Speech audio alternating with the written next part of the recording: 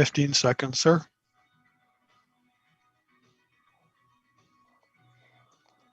10, 9, 8, 7, 6, 5.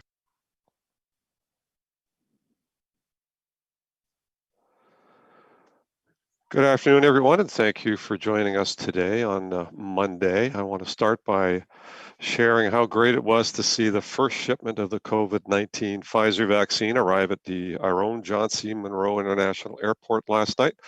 Lots of cargo and PPEs have been going through our airport, and that will serve Ontarians and hopefully Hamiltonians in the very near future. And so we're anxious to hear how that vaccine will be rolled out, and I know the province has laid out its requirements in terms of how that will happen, and we'll be able to provide more information about how that might roll out in Hamilton soonish, as soon as we have more details on our location and how that will take place.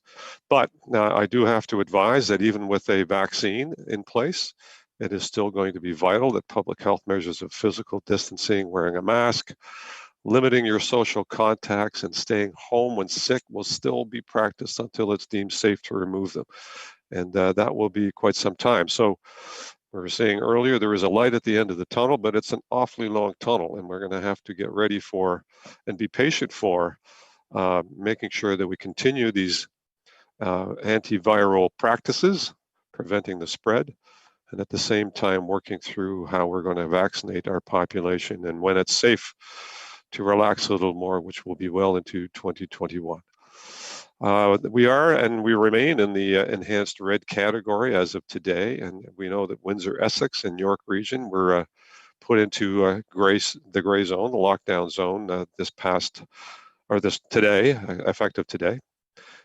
Public Health will continue to be reviewing the provincial data weekly and in collaboration with our public health teams determine if regions should stay where they are or move to a different level.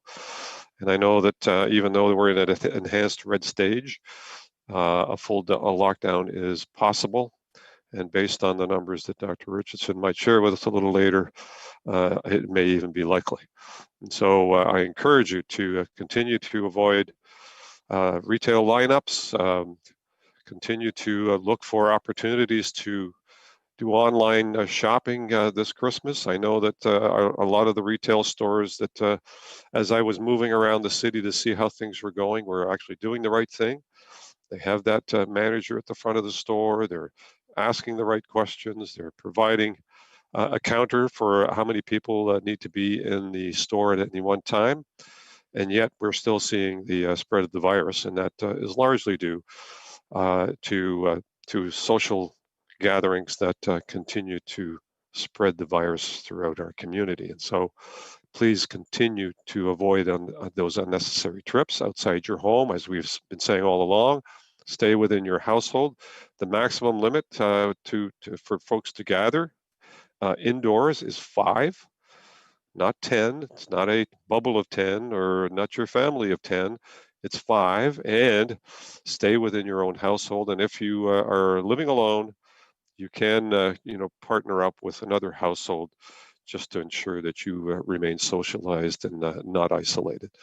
So please continue to do your part. Trust the experts, public health officials that are providing us these guidelines, and hopefully we will continue to see our way through a very challenging, but now a little bit more hopeful situation with a vaccine on the horizon. That again is going to take some time to do, and the requirements for public health remain in place.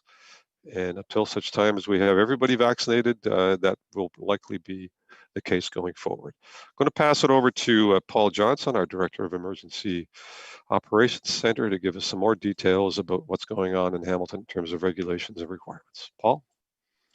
Thank you very much, Mr. Mayor. And as the Mayor has mentioned, we remain in the red control category here in Hamilton. And in addition to that, Dr. Richardson has put in place additional restrictions, and all of those are being enforced under the actions of our bylaw COVID enforcement team that is out there 7 days a week. And we continue to see lots of compliance, which is the good news, but we continue to see some areas for improvement and quite frankly, areas that are concerning in terms of people having employees, for instance, not masking. And those are the types of things that, by now, I get it. We're supposed to make sure everybody that comes into businesses is masked, and on occasion, we feel that that's falling a bit by the wayside as well. But how employers can't ensure that their own employees are masked when they're doing things within their business is a bit beyond us right now. So those things are being not seen as educational moments and not seen as, kind of let's get on board moments. Those are moments when we do some enforcement. So we are out there and continue to do so. Private parties as well as businesses can be attended by our bylaw folks, and we will continue to do that because the numbers are not going in the right direction in this community. One point of clarity around capacities that are not private gatherings or event gatherings, but recreational gatherings is that if there is a situation where we're dealing with young people in recreational settings, it is 10 participants, and on top of that number can be some coaches, and if the participants are under the age of 18, one guardian per participant. So you could see a situation where at an arena there are 10 participants, but another 10 people on top of a couple of coaches. And so that's why we're being very cautious in terms of not looking at expanding numbers in any way. We can't under the guidance that we have, and although we've looked a little bit at how we might deem some facilities within facilities as being able to operate separately, we're not taking action on that at the moment for the simple reason that we could have quite a number of people coming and attending those spaces, and we need to be sure that it's going to be perfectly safe. So just a clarification in terms of those numbers. And as you're going to hear repeatedly, it is great news that we are looking at a vaccination strategy rolling out in the province of Ontario. It's wonderful that our EOC has started to look at what are those logistics, both for our staff, many of whom are working as healthcare workers and as first responders, but also supporting the community in terms of this rollout. But this is going to be a through 2021 process. And so right now, our focus remains very, very steadily looking at how we can stop the spread of this virus in this community. It's finding its way into congregate settings. It is finding its way into many, many people within our community getting sick and having a positive test, and that is putting pressure on all sorts of things at the City of Hamilton, including our own public health services. So we have redeployed and done some hiring to support the contact tracing and case management within public health as well. I know Dr. Richardson will talk a little bit about how they're trying to keep on top of the growing number of active cases within this community. So all of these numbers that go on, they have an impact in other places. The people that get sick that can't go to work put pressure on other workers. If those folks work in healthcare settings or in congregate settings, that puts pressure on already exhausted staff within those settings as well. So we do have a collective ownership around this. These cases are ones that need to be lowered so that we can ensure that we have people out doing the work that we need in our community. And what happens in the community affects some of these very vulnerable settings that we are all trying to protect. So it isn't one or the other.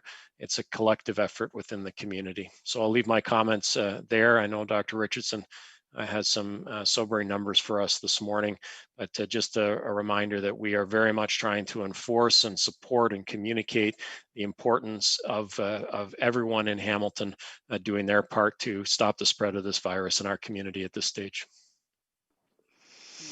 Thanks very much, Paul. Yes, some sobering numbers again, and I think I've been saying that now for quite a few weeks in terms of the numbers we're looking at, and unfortunately they do continue to grow.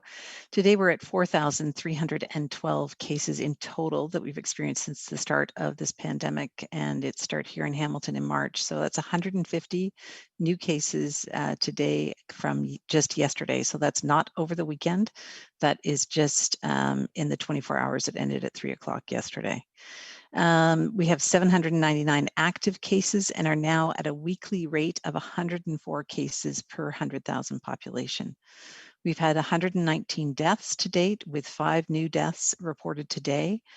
We're currently reporting a total of 23 local outbreaks on our website, and you can find, of course, all the details there. But the two new ones that were added today were at Dr. J. Edgar Davey Elementary School and as well at Highgate Retirement Residence in Ancaster.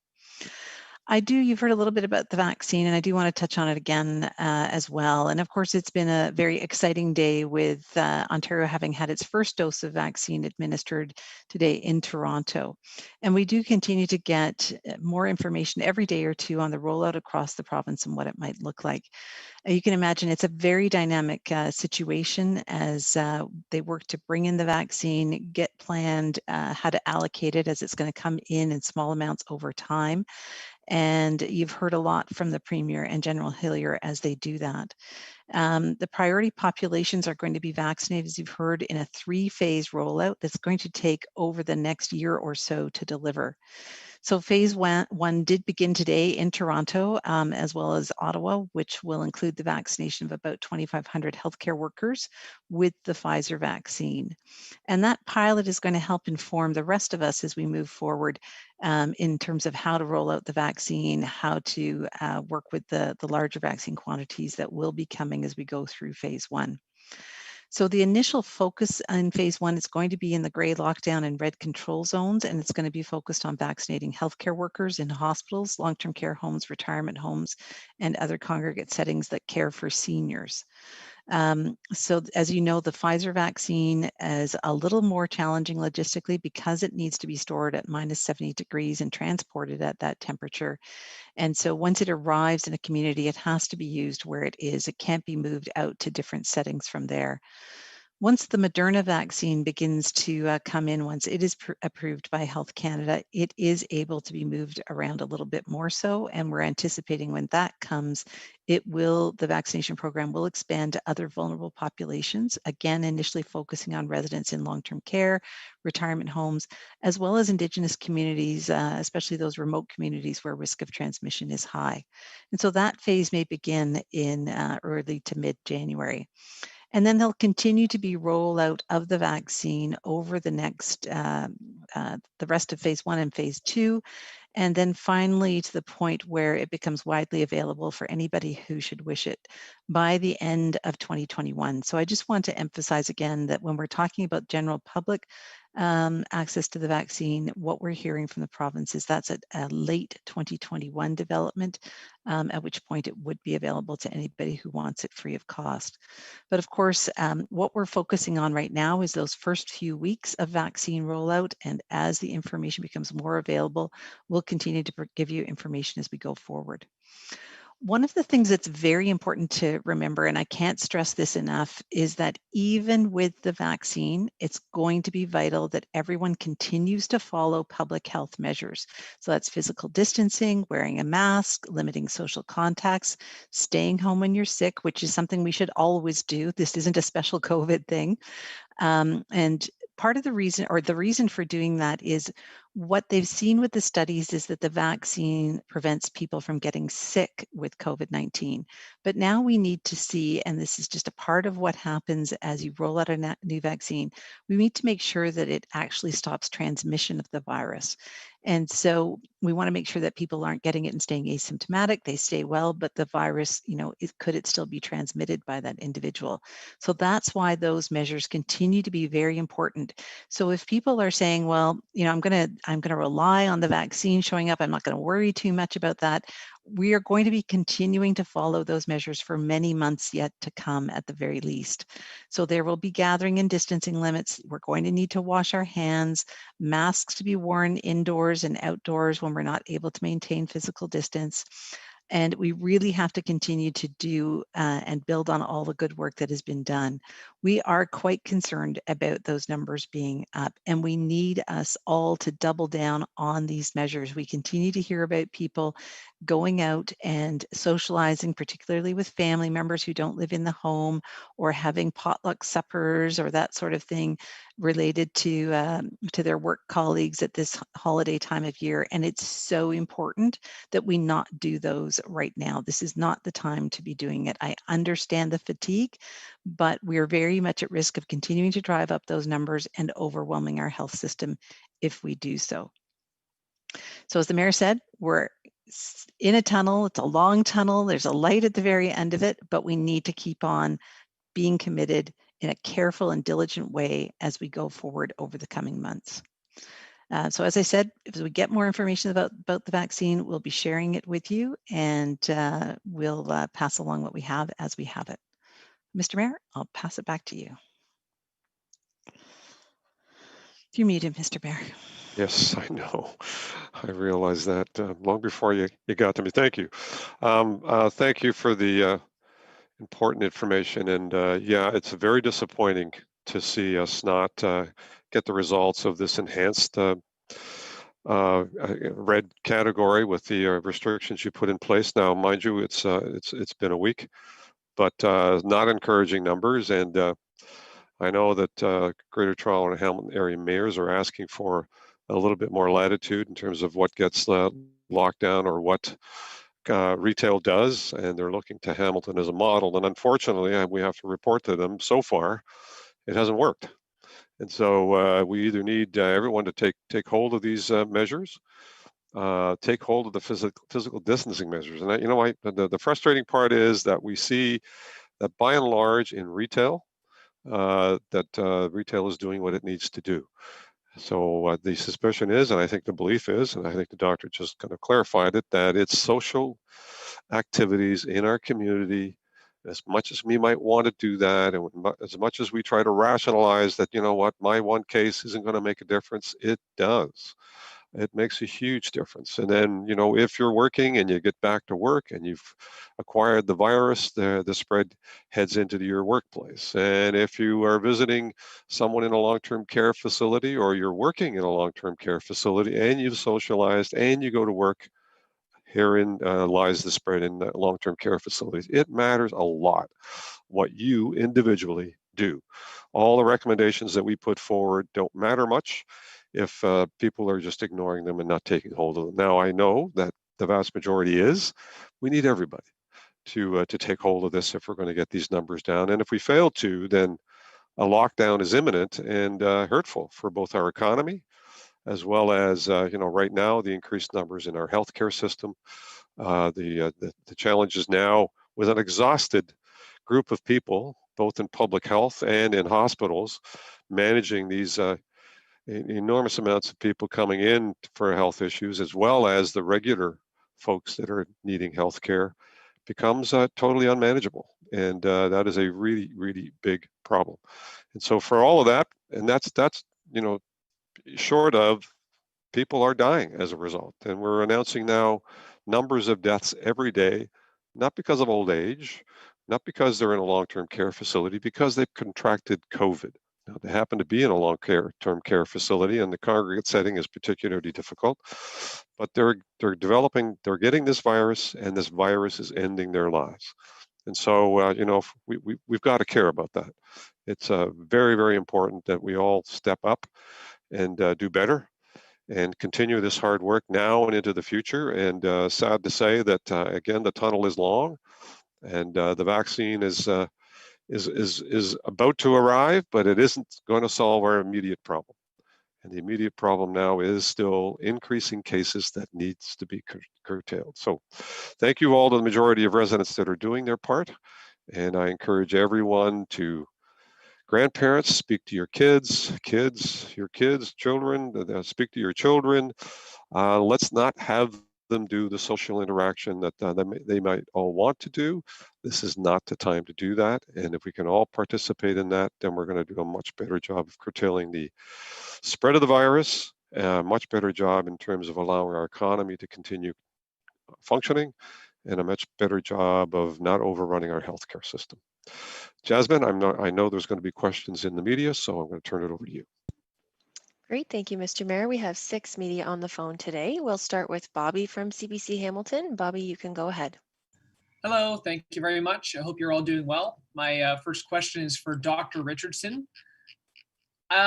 So we still don't have any details about the local vaccine plan, and I'm just wondering, why is that? What's holding this back? I know you mentioned a dynamic situation, but I'd just like to know why there are still no details, at least that we know of, about that.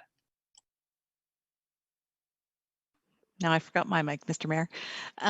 Thanks, Bobby. Yeah, when it comes to the local situation, this is an operation, if you will, the vaccine rollout that is being very tightly managed by the province. They have so many dynamic issues that they are dealing with, both in terms of supply and approvals, systems to support it. And so they are providing us information as it's developed, and things are continuing and rolling forward, literally day by day in terms of the information that's being provided and the plans that are being made. And as I said, what they decided to do is to roll out these 2 pilots in Ottawa and in Toronto and look at how those worked.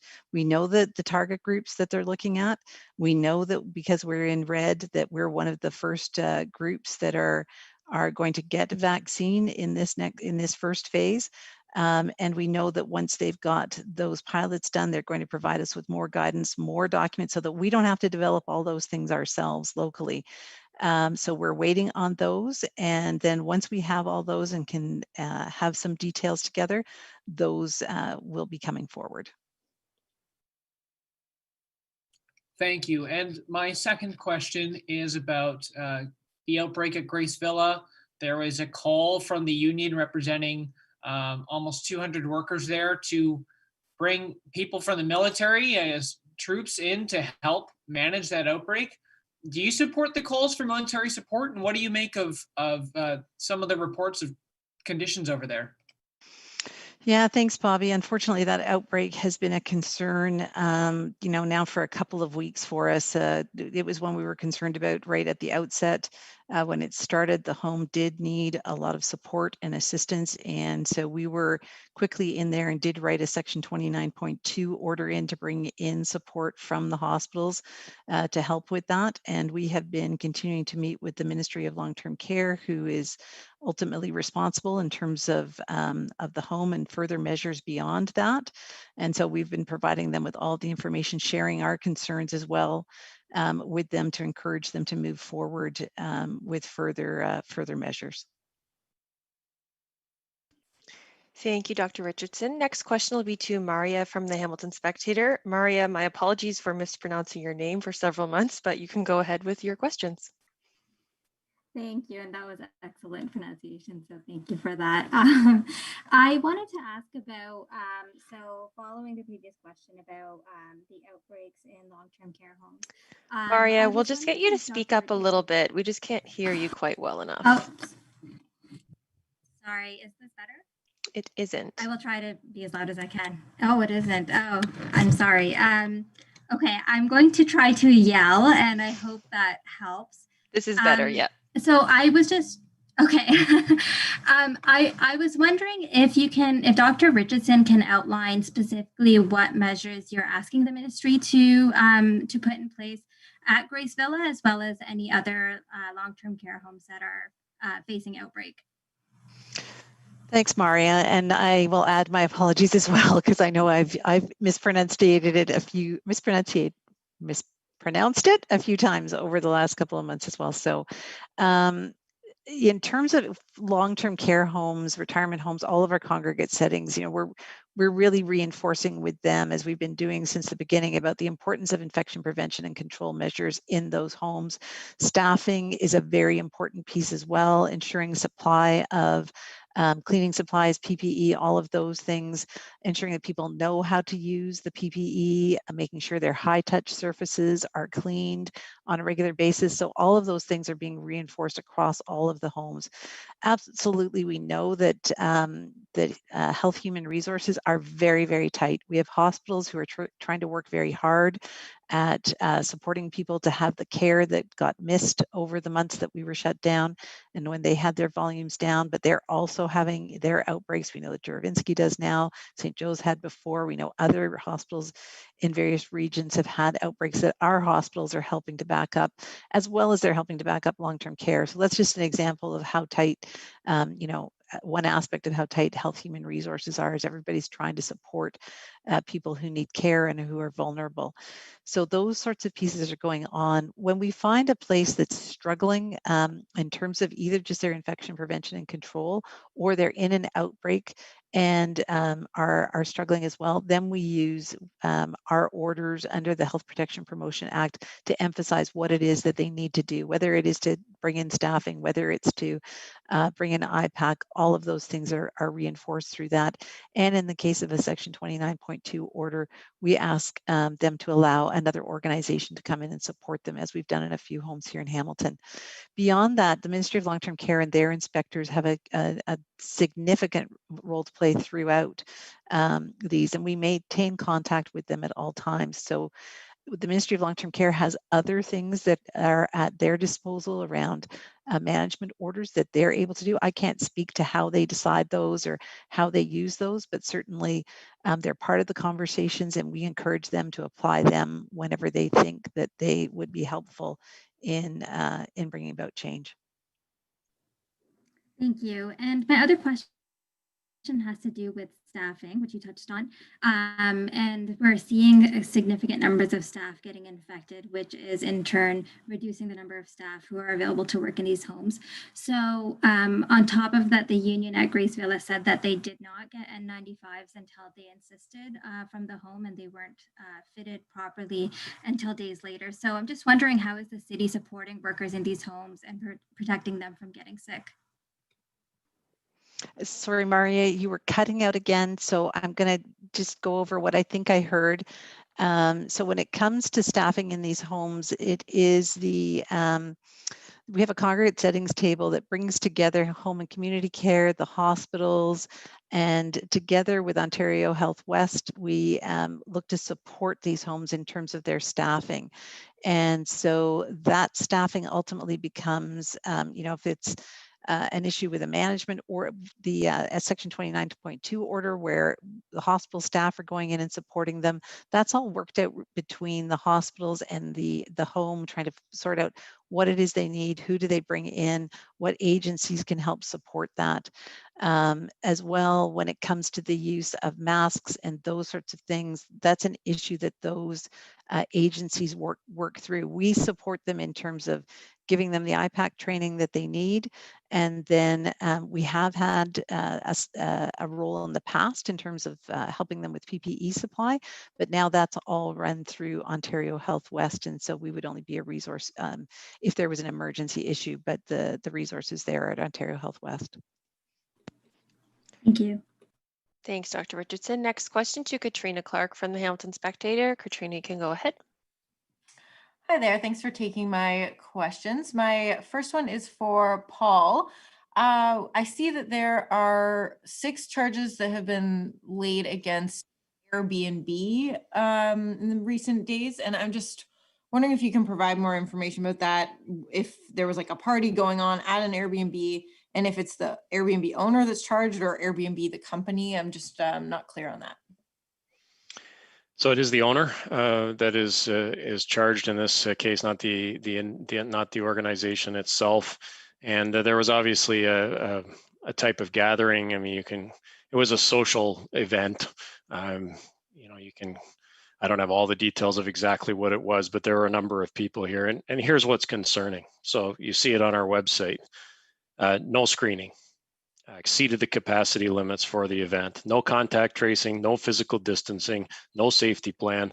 And then on top of it, just the cherry on top of it, obstructing us and trying to do our job when we arrived as officers. So, this wasn't a case where a few people decided to get together and maybe a few more or whatever else. This was, again, one of those egregious examples. So a number of charges laid under it. Obviously a social gathering where people tried to skirt around it by going through an Airbnb. It's not going to help. And when we get word of these, see these things happening proactively, or, when big events like this or parties or things happen, the chances of somebody phoning in are pretty high. So kudos to our officers for being on site and attending these. These can get difficult with large numbers of people involved. So I'm glad our officers took these actions, but that's a series of charges which show that the folks involved with this had just had no care whatsoever for the fact that we're in a pandemic, because there were so many breaches on so many fronts. And, they'll have the chance obviously to defend themselves on this, but that's a lot of charges under a number of different categories in terms of our bylaws.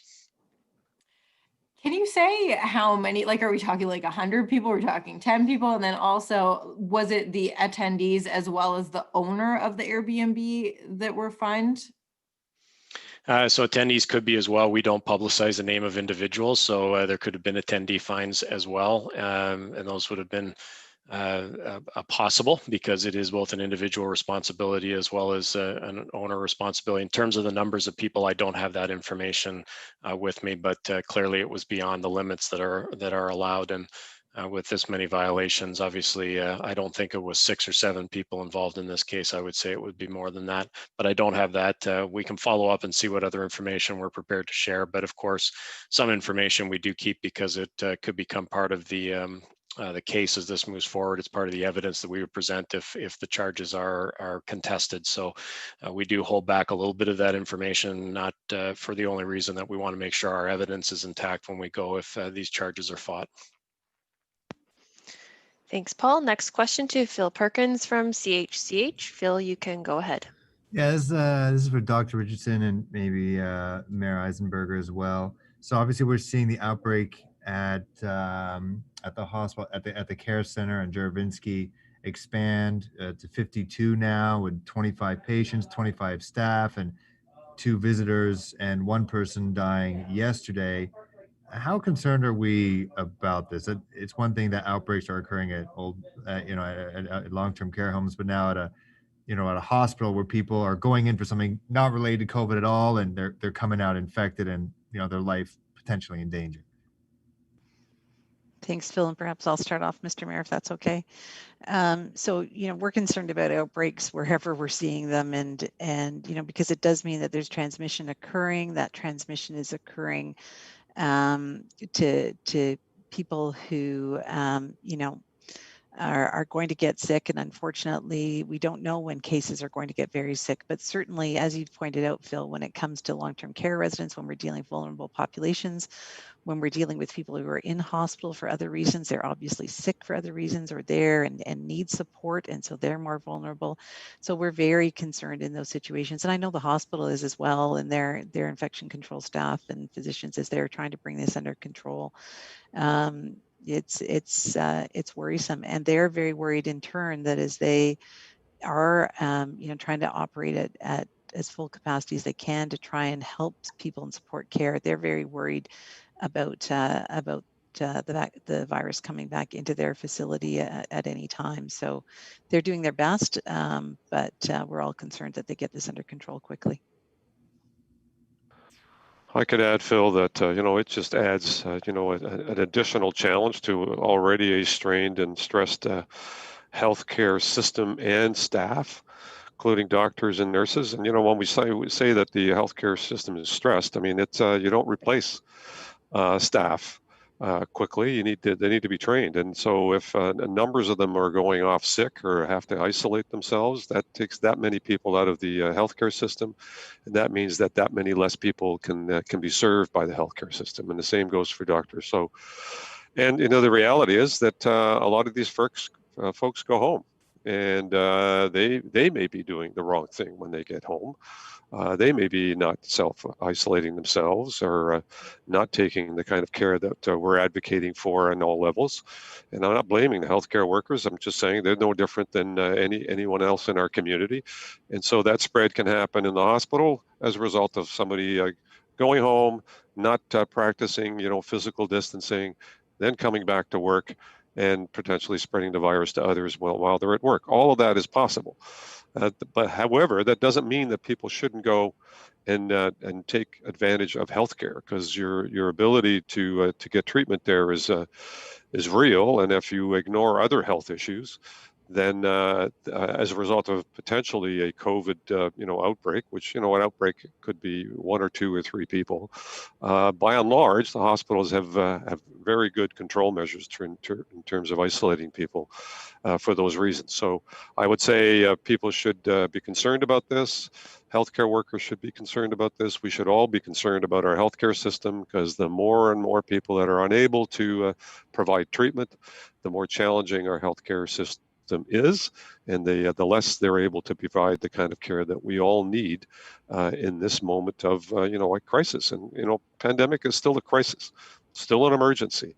That has never gone away, and it apparently getting more emergent as we go along here, even though the vaccine is on the horizon. So I would just caution everyone, wherever they are, wherever they work, that you have a responsibility to do the right thing and limit those social contacts so that we don't, so we can stop the spread of this virus no matter where it ends up. And second question, have we done asymptomatic testing at schools across Hamilton? I know Toronto's doing a pilot project, and they've uncovered, outbreaks that they probably wouldn't have known if they didn't test, and results in schools closing. Is that something that Hamilton is already doing? And if not, is that something maybe they want to do after the Christmas breaks, after people go back home, and maybe break rules and hang out with more people than they should? Thanks, Bill. Let's hope that people don't do that and go home. But absolutely, I appreciate you raising that, though, just even as the concern that it is that, with schools reopening after the break, it's another time where we're concerned about, what will have happened while people are off. And that's why it's so very important that we do follow the rules. The rapid testing campaigns that are being done in schools and elsewhere, they're being coordinated by the province. And so I don't have any information on those. They'd be best able to answer where they're at with those testing programs right now. Thanks, Dr. Richardson. Next question to Matt Ingram from CHCH. Matt, you can go ahead. Thanks very much for taking my question. Dr. Richardson, I'm wondering, I hear you saying that public health is very concerned about the rising numbers and saying we're very much at risk of driving up the numbers and overwhelming the health system. I'm also hearing Mayor Eisenberger saying that other GTH mayors looking for lighter restrictions are looking at the Hamilton model, which he thinks isn't working. I'm wondering, are you planning to ask the province to begin a lockdown in Hamilton? And if not, I'm wondering why, given how bad things have gotten. Thanks very much. I think, sorry, my mic is really picking things up today. I think what the mayor was saying is that we haven't had enough time yet to know what to see from the measures that we put in a week or so ago. We continue to watch that over this week to see what we see. But as Eileen Davila, the MOH for Toronto, said, we don't know how bad it would be if we hadn't done the things that we've done thus far. It could be even worse. But ultimately, we provide the information to the ministry. We tell them about our concerns, that we are quite concerned with the increasing rise in cases. We tell them that we're quite concerned with the number of outbreaks. We tell them all of those things, and the decision ultimately is made by cabinet. And when it was decided to stay in the red, I decided to move forward with additional measures nonetheless here in Hamilton. So at this point, I'm not sure there's additional measures other than going into lockdown that I can bring in. And so, we'll be sharing the information. There'll certainly be, again, a significant message of concern coming from me about where we're sitting here in Hamilton. And then we'll wait to hear what cabinet decides. Thank you. And my follow-up on that is, when you say that you're concerned that the numbers could get to a point where we overwhelm the healthcare system, at what point do we overwhelm the healthcare system? Well, quite frankly, and I'll just quote from my colleagues, I think we're sitting on the knife edge as we speak. They are very much, as I said, trying to continue to move through and catch up with some of the backlog that was created in the spring. And they are very aware that they need to make a decision about making changes in what they're doing, in the elective surgeries and those sorts of things that they're doing. They need to make changes at the right moment in time to minimize the harm to everybody. And so, whether it's not going forward with an elective case or it's, not having the ventilator there for a COVID patient. So it's very actively being watched and discussed by Ontario Health and by our local hospitals. And, that's that knife edge that they speak about, that they're watching it literally daily or hourly. Thank you very much. Thanks, Dr. Richardson. Next question to Joanna from the Hamilton Spectator. Joanna, you can go ahead. Hi, thanks so much for taking my question. I think this question is for Mayor Eisenberger, but whoever is the best person can answer it. With the vaccine flying into Hamilton, what type of measures do you have to put in around that when it comes to security or preparing for the vaccine to come into Hamilton? Like, is that something that Hamilton helps out with, or is that all taken care of by the province and the federal government? Like, what is the security like around this, and how does that work? Thank you. Good question. I know there is security, and I know Hamilton Police have been involved locally here, but it is all being managed by the province of Ontario. So I don't have the specific details other than they haven't yet identified very many of the locations where this vaccine is going to, for those very reasons, for the security reasons. And I know that it's going through a secure area at the airport, and so that's certainly an issue that the federal government and the provincial government have to be dealing with. But the reality is we're not really kept in the loop. So for most of the vaccine inoculations issues at the outset, we're kept informed, but we're not actively engaged or involved in how they're working through this. We did have a report from General Hillier to all the mayors across the province, along with the premier at a teleconference the other day, just to lay out their three-step process that I think you're now all aware of. But beyond that, they're keeping the details and how they're actually executing that, very close to their vest. So I would say, we're informed as to what's happening when, but the how is really being kept in very close quarters. Thanks so much for that. And my next question is for Dr. Richardson. With this surge of cases, how is public health doing with contact tracing? Like, are you able to do the contact tracing within 48 hours, or, how are things going with that? Thanks, Joanna. No, I appreciate you asking the question, because it's certainly been a major challenge for us, and we're very much pushed when it comes to doing the contact tracing and the case management. And we've been putting in changes to try and streamline the process as we go, but we are very much struggling to keep up. We have another 15 staff that we're starting this morning. We moved more staff over yesterday. We've got an additional staff. The province is trying to hire staff for us. And they're struggling because, pretty much anybody who is trained as a nurse or many of the other healthcare professions and caring professions have been deployed at this point. So it's very challenging. We are triaging and prioritizing, but it's very, very difficult to keep up. So, ultimately, yes, it's an important part of the maintaining control.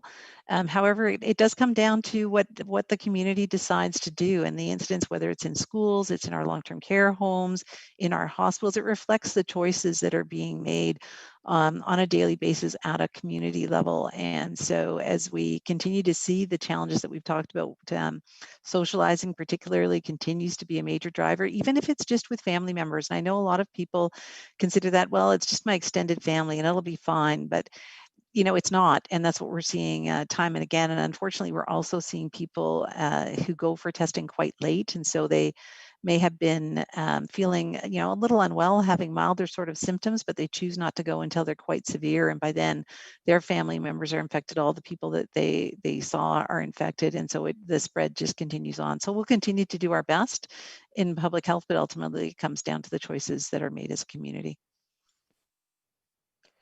Thanks, Dr. Richardson. Mr. Mayor, that's all the time we have for media questions today, so I'll pass things back to you.